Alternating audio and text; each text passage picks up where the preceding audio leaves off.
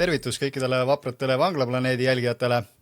29. märtsil toimub Tallinnas kell 12 on Sokose hotell Viru konverentsikeskuse Grand Saalis eestlaste teine avalik koosolek. Ja mul on nüüd ühendus selle koosoleku kokkukutsuja Veiko Huusega. Tervist, Veiko, kõigepealt ja alustuseks äkki siis räägid lühidalt natukene sellest, et mis need peamised põhjused ja ajendid olid, et miks sa sellise koosoleku korraldasid? Tere, Peeter! Mul on suur hea meel olla sinu kanalis ja me ju ajame tegelikult ühte ja sama asja, eesmärk ja siht on sarnane, aga teeme seda omas võtmes ja see ongi tore, sest et erinevad rikkalikult varustatud infokanalid ju avardavad teadust inimestel ja mul on hea meel, et ma saan nüüd rahvale ka öelda, miks ma selle koosoleku teen. Et tegelikult see avalik koosolek sai alguse 23. august 2021 Vabaduse väljakul. See oli esimene avalik koosolek.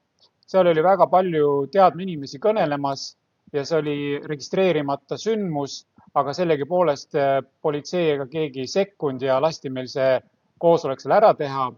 Ja see koosolek siis vormistati paberil, see otsus.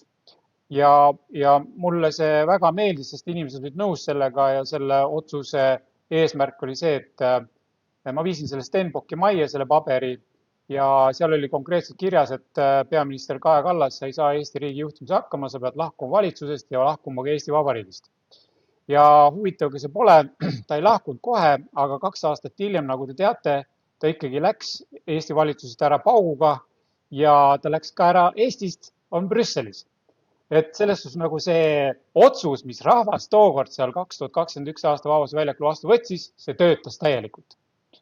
Nii et järgime traditsioone, nüüd on olnud 4 aastat pausi ja selle 4 aastaga ma olen näinud ise nendes protsessides sees olnud aktiivselt, ja vaadates ka maailma sündmusi, et nüüd on aeg käes, me ei saa lasta enam poliitilistel isehakanud inimolenditel seda Eestimaad hävitada ja ma kutsungi kokku koosoleku, see ei ole Veiko Huuse isiklik sündmus, see on samasugune rahvakoosolek, nagu oli 2021 august, et rahvas tuleb kokku, kes tahab muutust, kes ei ole enam nõus selle olukorraga, ta võib olla isegi kuskil poliitilises erakonnas, et seal ei ole mingit tähtsust. Kus sa oled, kes sa oled või mis sa varem oled teinud, loeb nüüd see hetk, mis meil täna käes on, loeb see koosoleku päev ja tulla kohale lihtsalt oma energiaga näidata seda tahet.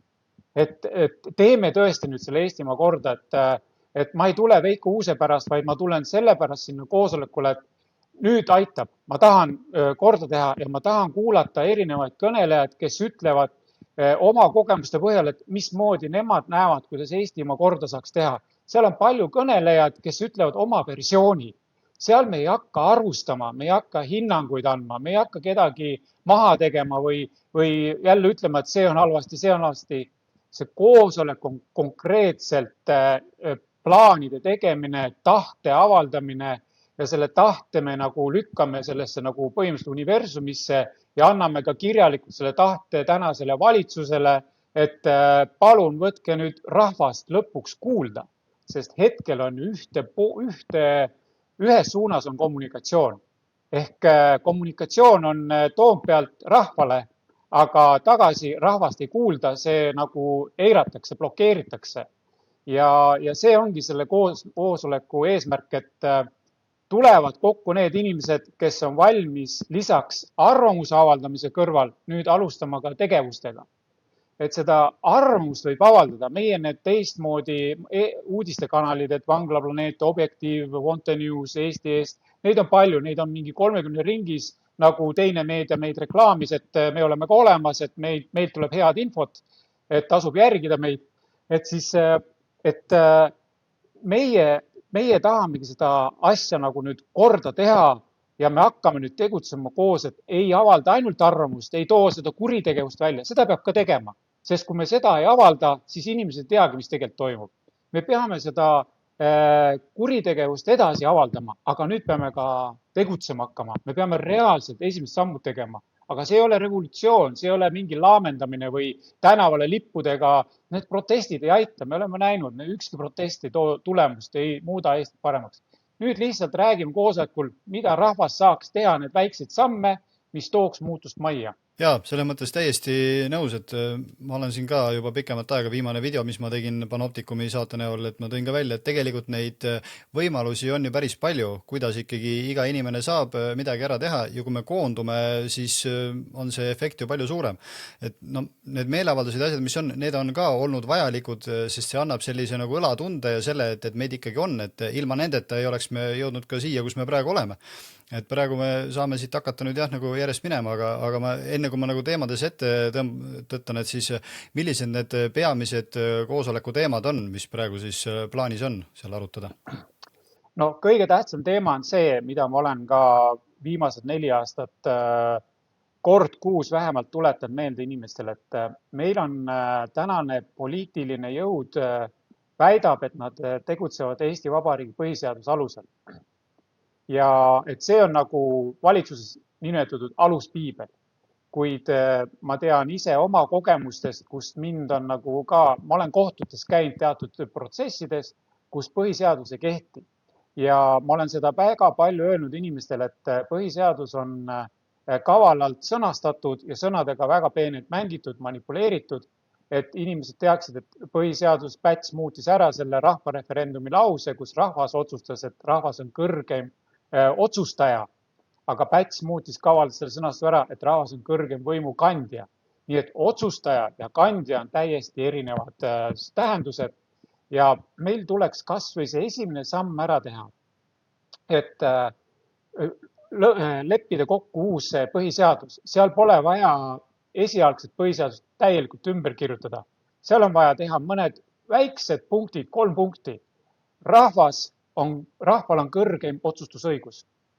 See punkt paika panna, ehk rahval on õigus kutsuda tagasi igal hetkel tema poolt valitud poliitik valitsusest, täna ta seda teha ei saa. See on see põhiline asi, mis tuleb korda teha, et üldse saaks Eestis elu korda seada. Teine punkt on see, et meil on nimetatud võimude lahusus, et kohus on saanud nagu teise võimu Eestis asjade ajamiseks. See pole mõistlik, sellepärast et täna ma olen suhelnud ministritega, kõikvõimalike riigitegelastega, kes näiteks korruptiivsele kohtunikule ei saa mitte midagi teha, sest et ta ei ole võimalik karistada, teda ei ole võimalik tagasi kutsuda ja selles see probleem ongi, et kohtunikud on meil eluaegsed ja meil on nagu 2 võimu Eestis. Ja tegelikult tulekski nii teha, et rahval on kõrgem otsustusõigus, kohtunikke valib ka rahvas ja ta saab igat kell tagasi kutsuda ja kas meil on presidenti vaja või ei ole, kui on president, siis presidendi valib ka rahvas, aga presidendil on rohkem õigust. President saab ise sekkuda igal hetkel ja valitsuse päevalt tagasi kutsuda või siis kohtunikke tagasi kutsuda, ehk me ei saa anda edasi enam võimu nii, et rahvas ei saa seda tagasi kutsuda. See tuleb muuta. Kui meil need asjad on muudetud, 3 punkti on vaja muuta.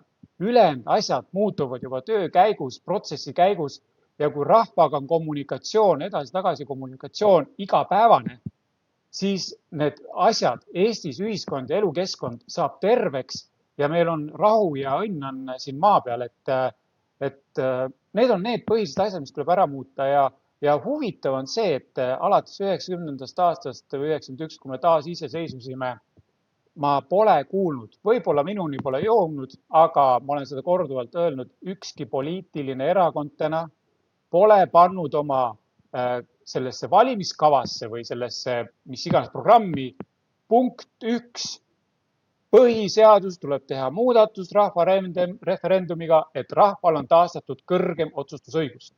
Mitte keegi sellest ei räägi ja minu jaoks tähendab seda, et nad ei tahagi seda teha, sest et see korruptiivne ja hävitav majandusmudel on kellegile kasulik. ja täpselt ja nagu sa just enne mainisid ka, et tegemist ei ole mingisuguse laamendava revolutsiooniga, vaid ja me ei taha isegi küll jah, selle ürituse nimi on nagu uus referendum ja uus põhiseadus, aga tegelikult me tahame ju vana tagasi, sest selles kõige esimeses põhiseaduses, mis meil oli 1920, selles olid ju kenasti kõik need punktid sees, et noh, see on rahvalt ära võetud ja siis imestatakse, et miks rahvas kuri on, et noh, muidugi, kui me ei saa niimoodi toimetada oma riigis, nagu rahvas tegelikult soovib. Täpselt nii nagu Šveitsis on see juba ju aastaid ja aastaid töötanud ja toimib kenasti. Aga millised on veel need niisugused põhilised sõnumid, mida te soovite selle koosolekuga siis Eesti rahvale edastada? See on julgus, et inimestel on praegu liialt palju hirmu, et ekraani taga on inimesed väga julged. Ekraani taga, arvuti taga avaldavad armust sotsiaalmeediakanalites, YouTube videodes, blogides, TikTokis, igal pool. Kõik nad on hästi julged. Mul on selle üle hea meel, et vähemalt nad julgevad rääkida. Aga selle koosoleku eesmärk on see, et sinna tulevadki inimesed kohale, kes näitavad oma julgusega ja tahtega, et me oleme olemas. Ja nendele, kes natukene kardavad või kõhklevad, isegi kes ei tule mingil põhjusel sinna kohale, näevad, et aga ikkagi on inimesi, on need 10, 20 või 100, mida iganes, et need on olemas siin Eestimaal, kes tahavad seda asja korda teha. Et kõigepealt on vaja just selle koosolekuga süstida inimestele julgust, et ärge kartke, et see hirm on teil lihtsalt peas, aga see hirm ei ole su kõrval reaalselt kehana ja püssi ei suru kuklasse see hirm, et kuule, kui sa nüüd hakkad tegelema, siis kuule, mingid tagajärjed ei ole. Seda hirmu pole olemas, see on teie peas, et tulge välja ja inimesed ei tohiks eeldada, et mis ma siin ikka lähen, et sinna tuleb piisavalt palju. Ei, unustage ära need kõik need eeldused ja arvamused.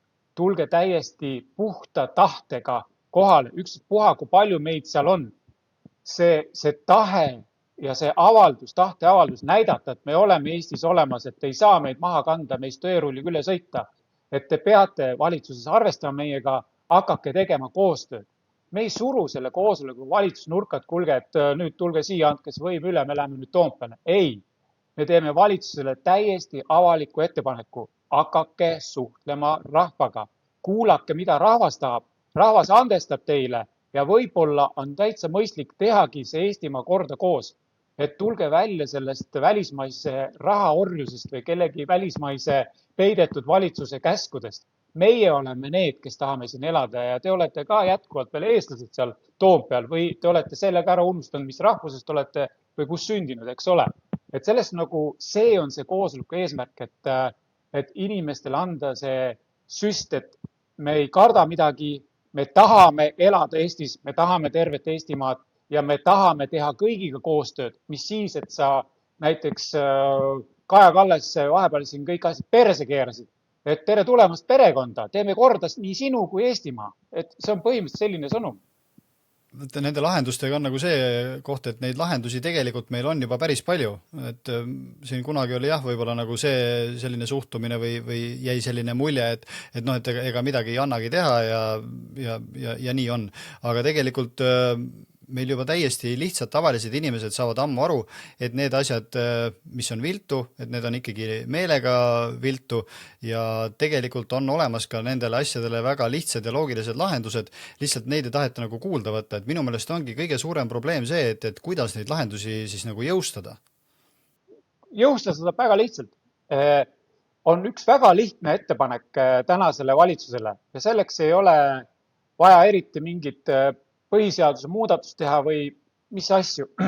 Tuleb moodustada Eesti rahvavanemate kogu ja seal oleks täiesti poliitiliselt väljas inimesed, tööinimesed, talupidajad, töötegijad igast külast, igast vallast, igast maakonnast ongi valitud selline liikmeskond, kellega tänane poliitiline valitsus hakkabki koostööd tegema. Ehk see oleks võib-olla selline kogu, kes annabki rahvalt sõnumi edasi valitsusele ja sellega peab arvestama. Väga lihtne samm selles suunas, et tegelikult probleemid saavad ka lahendatud. Täna meil on ju üle 40 000 alla vaesusomapiiri elavat inimest. Keegi nendega ei tegele. Seadus küll ütleb, et neid tuleb toetada, aga kui läheb inimene toetust taotlema, ta seda toetust ei saa. Ta lihtsalt vaimne selline ahistamine käib, et jumala eest, miks sa tulid seda raha küsima, mis siis, et seadus käseb maksta. Ta ei saa seda. Ehk meil see süveneb.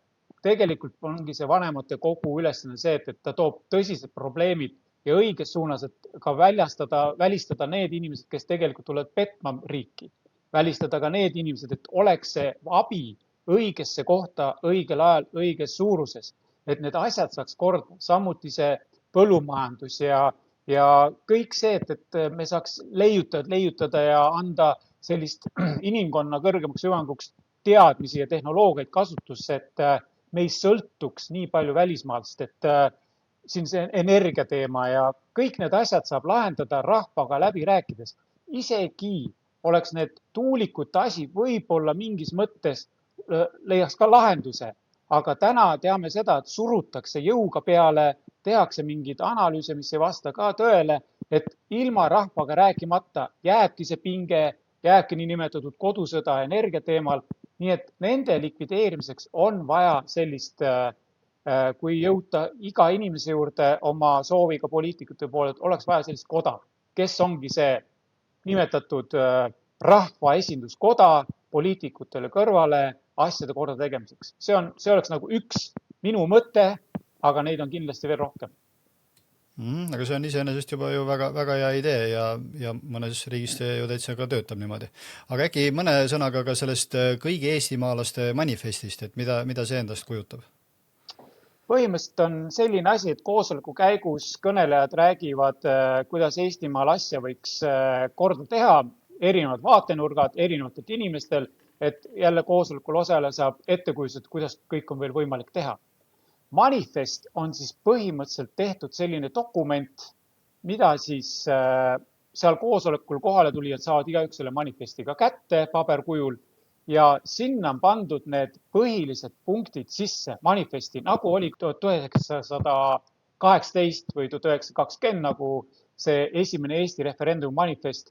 Ta on põhimõtteliselt sarnane sellele, et me nagu uuendame seda manifesti, nagu oleks mõistlik täna ka põhiseadust tegelikult uuendada, sest see on ju ajast ja arust. Meil on maailm ju arenenud täiesti teiste tehnoloogiatega, inimesed on teise häälestusega, teise programmiga, tegelikult oleks vaja selliseid põhiseaduseid uuendada kas või iga 10 aasta tagant, sest kõik ju areneb.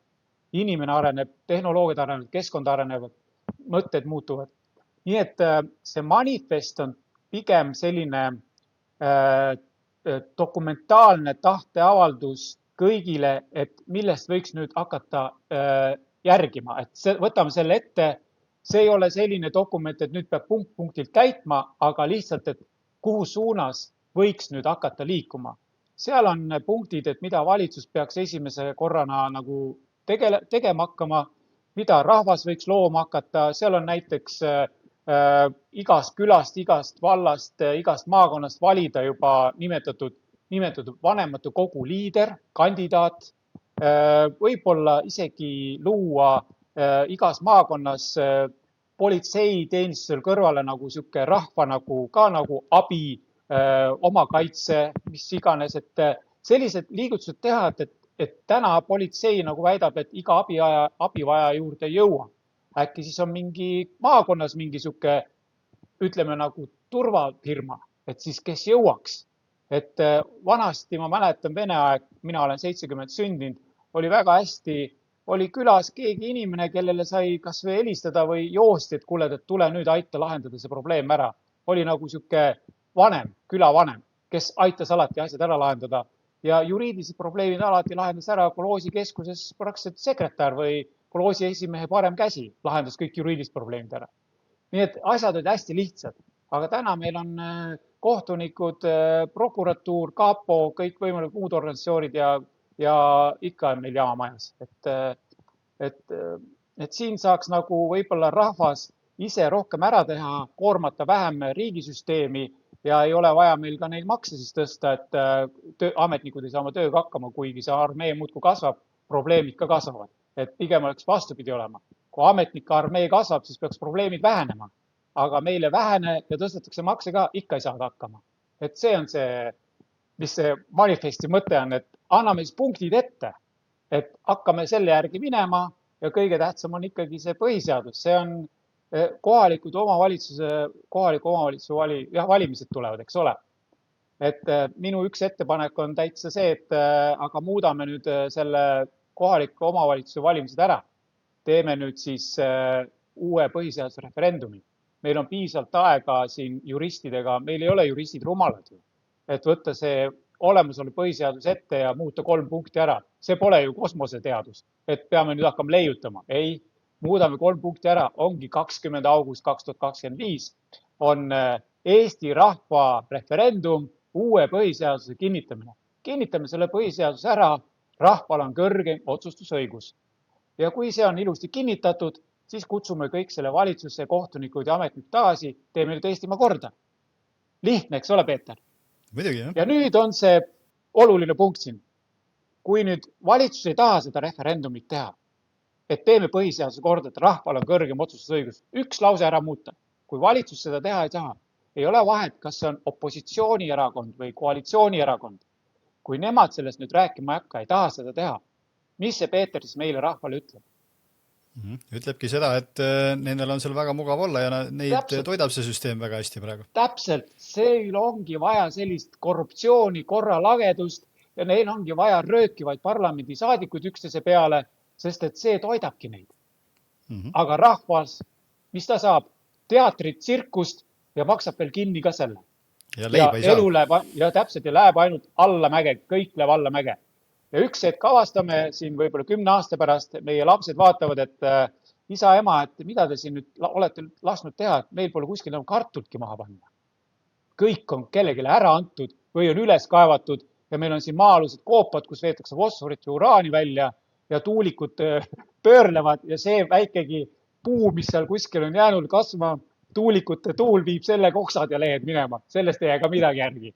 Nii et asjad lähevad ainult hullemaks. Jah, tegelikult ongi see olukord praegu selline, et kui nüüd ka midagi ette ei võeta ja ära ei tehta, siis täpselt nii nagu sa praegu just kirjeldasid, sinnamaani see asi vist jõuabki, jah.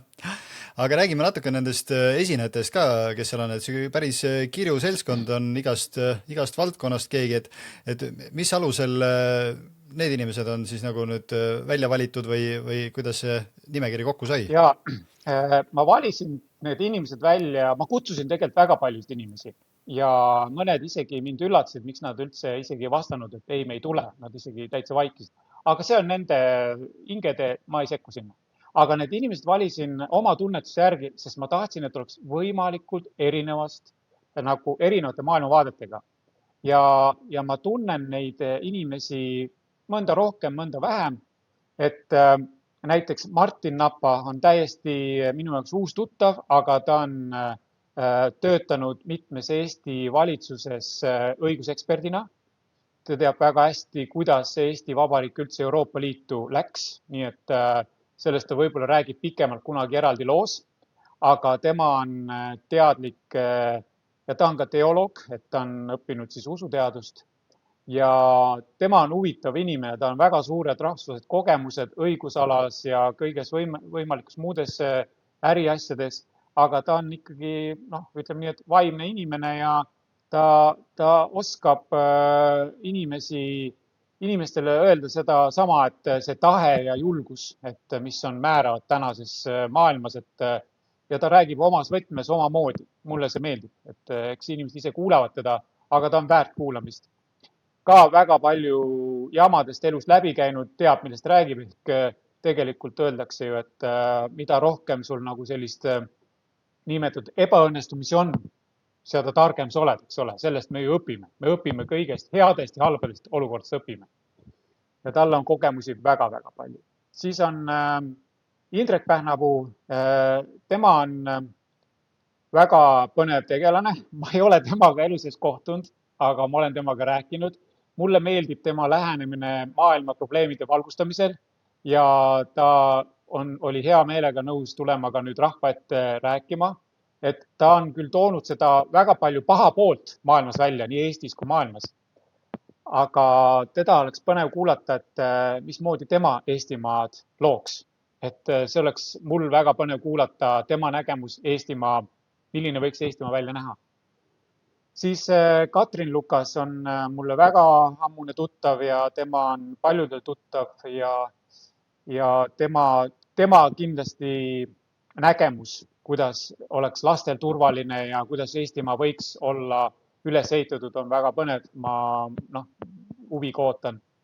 Ja loomulikult, kuna meil on Eestis väga suur vene kogukond, siis on Sergei Dodjakov, teda on siis teine meedia täiega maa alla tampinud, et ta on selle pronksiöö korraldaja. Tegelikult tal pole ühtegi kriminaalkaristust, tal pole ühtegi karistust selle pronksiöö korraldusega seotud, ta oli lihtsalt selle organisatsiooni, ma ei mäletagi, mis ta nimi oli lihtsalt sekretär. Need põhitegijad, need jooksid kabuhirmus Venemaale ära, nad töötavad Putini käsilastena, mis iganes. Et selles suhtes nagu, et on tehtud jälle mees ilma asjata maha, aga tegelikult ta polnud üldse, ta lihtsalt oli sekretär. Aga tema on tõsine Siberi vene hing ja 80. aastast Eestis elanud. Ta ei ole ei Putinist ega Trumpist ega Euroopa Liidut, ta on lihtsalt, ta räägib, mis venelased, kuidas nad tunnevad ennast siin Eestimaal ja kuidas nemad saaksid kaasa aidata rahvavõimu loomisel ja et rahvused oleks üks tervik, eestlased, venelased, türklased, mida iganes, et nad ei pretendeeri, et neil oleks siin hääleõigus, aga nad tahavad, et siin oleks hea elada, et oleks väärtustatud ja rahvused oleksid sõbrad, et tema on väärt kuulamist, tema esineb vene keeles, et tal on emakeeles parem suhelda, mina tõlgin eesti keelde teda, et siis oleks nagu, me teame teineteist väga hästi, ma tean, kuidas ta mõtleb, et siis mul on lihtne teda tõlkida. Siis on Kungla rahvaliige Rasmus Luhaäär, et tema tuleb, räägib, mul on temaga olnud telefonivestlus pikalt ja ka tema avaldas intervjuu oma kanalis, et teda on väärt kuulata jälle teistmoodi suhtumisega ja aga kõik meil eesmärk on üks, ikkagi see rahva otsustus, Eestimaa päästmine, Eestimaa hoidmine, Eestimaa väärtused kasvatamine, kõik selline, et põnevad ja kindlasti pakub huvi, mida Argo ja Evelin räägivad, kuidas nemad on väga palju loenguid pidanud ja rahval oleks põnev kuulata, nad on küll riigi loonud, Evemaa, eks ole, aga ma arvan, et rahval oleks väga põnev kuulata, kuidas nad looksid Eestimaa, kui nemad oleksid Eestimaa loojad. See oleks nagu väga põnev kõigi jaoks koha peal kuulata, et kuidas siis Argo ja Evelin Eestimaa oleks loonud või loovad. Ja ma arvan, et nii mõnigi mõtleja, kes on andnud põhimõttelise nõusoleku väga tuntud avaliku elu kõnelejatest, otsustavad ikkagi ka siin enne sündmust, et tulevad kohale ja räägivad. Nii et võib-olla võib seal olla veel üllatusesinejad, nii et koha peal selgub. Et selline ülevaade. Jaa, väga hea, ongi tegelikult hea, et kui on nagu väga erineva valdkonna esindajad ja tõepoolest, et niikaua, kui me ei ole suutnud seda mehhanismi tööle panna, et me saaksime ise otsustada, siis me võime omavahel siin ju kembelda igas mõttes, et mida keegi tahab ja üksteise kohta arvata igasuguseid asju, aga see ei vii nagu mitte kuskile, et me peame tõesti kõik oma need igasugused eriarvamused natukeseks kõrvale jätma, paneme selle protsessi tööle, katsume mingisuguse lahenduse kuidagi ikkagi niimoodi paika saada, et me saame ise otsustada ja siis võime hakata kemplema, et mida me siis tahame, ja siis vaadata, et kellel on tugevamad argumendid ja kes nagu mingisuguse parema lahenduse välja käib. Aga praegu on see sihuke mõttetu üksteise kallal lihtsalt näägutamine, aga kasu sellest nagu väga ei ole midagi. Ja ma olen, Peeter, sinuga täiesti nõus, ma segan vahel, et sa ütlesid väga targalt, et tegelikult tulebki inimestel mõista, et see teineteise hindamine ja arvamustega üle trumpamine ja sihuke jonn ja kättemaks, need ei loo mitte midagi sellist, mida me tahaksime tegelikult. Et tegelikult tuleks see, jah, sa ütlesid väga hästi, mulle meeldis, et sa ütlesid, et kõik need eelarvamused ja arvamused, need tuleb ukse taha jätta. Ja me tuleme avaldama oma tahet, et inimesed võiksid kodus täitsa mõelda, mida nad tegelikult päriselt tahavad. Ma olen ühes loos küsinud ühelt inimesed, et kui sa ei mõtle sellele, et millist elukaaslast enda kõrvale tahad või mitu last sa tahad või millist maja või millist autot, aga mõtle nüüd praegu, et mida sa päriselt tahad, sisimast südamest tahad, mis see on, mida sa päriselt tahad, siis Peeter, nii üllatus pole, et ta ei suutnud välja mõelda seda. Ja nii ongi inimestega, kui sa ise ka pärast mõtled, et mida sa tegelikult päriselt ise tahad, sa ei mõtle seda 3 sekundiga välja, siis sa hakkad mõtlema, et oot, ma tahan seda, ei tegelikult see pole ikkagi see ja hakkadki endas kahtlema. Ja inimesed tegelikult ei teagi, mida nad päriselt tahavad. Aga mina tean väga hästi, mida mina tahan. Mina tahan, et Eesti rahvas igapäevaselt juhiks Eestimaa elu ja ma tahan olla selles protsessis ise ka osaline. Et mina tahan seda ja kui inimesed on harmoonias, ei tee teineteist maha, arvestavad, igaüks on ju indiviid. Me oleme kõik erinevad teadused. Me ei saa kunagi rääkida, mõelda, teha teise inimese moodi. Seega me peame olema empaatiavõimelised ja me peame olema sallivad ja andestatavad. Ta võib-olla minu jaoks rumalat juttu rääkida, aga rumalat juttu pole olemas. See on informatsioon, mis on talle kusagilt tulnud ja mõelda, äkki seal on minu jaoks midagi head ja kasulikku ja võib-olla ma räägin ka natukene kaasa ja tema saab minu käest head ja kasulikku. Sellest tekib sünergia ja kõik need, mis meil teineteisele sobi, see lahustub ja me hakkame koos edasi liikuma sellega, mis meid haaras, mis meid mõjutas, inspireeris ja nii hakkabki see loomine pihta. Ja ma tahan öelda ka, et see koosolek ei ole ka niimoodi, et koosolek saab läbi, et urraa, nüüd on Eestis uus kord. Ei, inimesed peavad aru saama, et nüüd sõltub sellest koosolekust, kes sinna kohale tulid, me vaatame, kes seal kohal on, kellega me saame nüüd Eestimaad hakata terveks tegema. Ja sellest hakkabki pihta see sammu haaval, aga me peame hakkama liikuma ja see koosolek annabki mõtted, kus suunas me hakkame liikuma, seda me seal räägimegi. Ja lõpetuseks võib-olla siis seda ka, et miks on oluline sinna ikkagi kohale tulla inimestel siis? Oluline ongi kohale tulla, näidata oma nägu ja energiat, et sa oled olemas. Kellega mina, Peeter, kes seal on ja kõik teised saavad arvestada, et tema oli kohal, ma saan olla tema peale kindel, sest nüüd me hakkame koos seda Eestimaad korda tegema. Ja siin ei ole hirmudele kohta, siin on ainult tahe, tegevus ja tulemus. Eks ole, tahe, tegevus ja tulemus.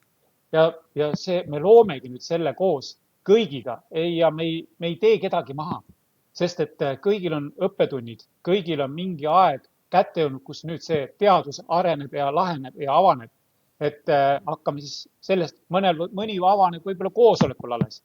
Oi, mis ma siiamaani tegin, et issand, kuidas ma selle peale tulnud, nüüd ma tahan teha, võtame punti ja teeme. Tema läks nüüd, mõistus läks lahti ja sai aru, kus suunas tuleb jooksma hakata. Et see on see koht ja tahan veel rõhutada seda ka, et see koosolek on ühisloomises. Et veel kord, et see ei ole Veiko Uuse brändi üritus, see on meie kõigi Eestimaa jaoks ja eestlaste jaoks sündmus. Ma lihtsalt kutsusin ise ta kokku. Ja kuna esimene koosolek kandis vilja, siis ma olen täna väga kindel, et see koosolek, mida rohkem meid sinna tuleb, seda kindlam ja parem tulemus sellest tuleb ja see on ühisrahastuse eesmärgil ehk kui inimesed tulevad, palun pange natukene sularaha taskusse. Ukse peale andke see väike kas või kroonike minu kätte, et ma saaks katta need kulud ära, mis selle koosolekuga on tekkinud. Ja, seda on tõesti vaja, sest üritus on ikkagi päris korralik ja sellises kohas ka, et ilmselt kulub, ma isegi ei taha mõelda, millised summad need on. Ja, aga olgu, suur tänu, et sa oled sellise grandioosse asja ette võtnud, võiks öelda, ja jõudu, et see kõik ikkagi õnnestuks ka. Ja, aitäh sulle, Peeter, ja kui me varem ei näe, siis me kohtume juba koosolekul. Ja, just nii. Kogu eelnev info jõudis teieni tänu inimestele, kes on Vanglaplaneedi portaali tegevust toetanud. Kui soovite samuti info levitamisele kaasa aidata, siis selleks on mitmeid võimalusi. Näiteks liitudes Vanglaplaneedi vastupanuliikumise tasulise paketiga saate ligipääsu lehel olevatele pikematele intervjuudele julgete ja inspireerivate inimestega. Lisaks saate eelisjärjekorras vaadata mõningaid Vanglaplaneedi videoid juba enne seda, kui need avalikuks tehakse. Vastupanuliikumise tasulise paketiga liitumiseks minge vastupanuliikumise lehele ja leidke üles nupp liitu. Seejärel valige endale sobiv periood ja toetussumma. 1 kuu hind on minimaalselt 5 €, aga kui valida juba pikem periood, näiteks 6 kuud, siis teeb see hinnaks kõigest 2,56, mis on vähem kui 1 tassi kohvi eest küsitakse. Teine võimalus Vanglaplaneedi portaali tegevust toetada on tellida tooteid pärismaalase e-poest, kus on saadaval lai valik naturaalseid, kvaliteetseid ja tugeva toimelisi toidulisandeid, et hoida end tervena ja energilisena ka olukorras, kus meie keha peab toime tulema stressi, saastunud toidu, vee ja õhuga. Muidugi võib Vanglaplaneedi toetuseks teha ka lihtsalt rahalise annetuse ja see ei pea olema üldse suur, sest teadlik inimeste arv, kes enam peavoolumeedia ajupesu tarbida ei soovi ja eelistavad selle asemel jälgida alternatiivmeediat, on märkimisväärselt kasvanud ja see trend jätkub ka edaspidi. kui peavoolumeedia väljaanded küsivad oma lugejatelt enda poolt pakutava pahna eest lisaks reklaamitulule veel umbes 10 eurot kuus, siis Vanglaplaneedi portaalis ei ole artiklid maksumüüri taha peidetud ning selle asemel loodan ma lehe jälgijate vabatahtlikule toetusele. Vanglaplaneet on tegutsenud alates 2008. aastast ning tänu toetajatele olen ma oma kodus suutnud üles seada stuudio, kus saan teha saateid ja intervjuusid ning plaanin seda veelgi edasi arendada. Kõikide artiklite tõlkimise ja toimetamise, saadete, videode ja intervjuude filmimise, videotöötluse ja muu sellisega tegelen ma ise. Ja isegi mõne-eurone toetus igakuise püsimaksena on juba suureks abiks. Täpsemad juhised selle kohta leiate Vanglaplaneedi lehelt toeta nupu alt. Ja muidugi suur tänu kõikidele neile inimestele, kes on seda juba teinud. Veel üks lihtne võimalus alternatiivmeedia toetamiseks on ise selle levikule kaasa aidata.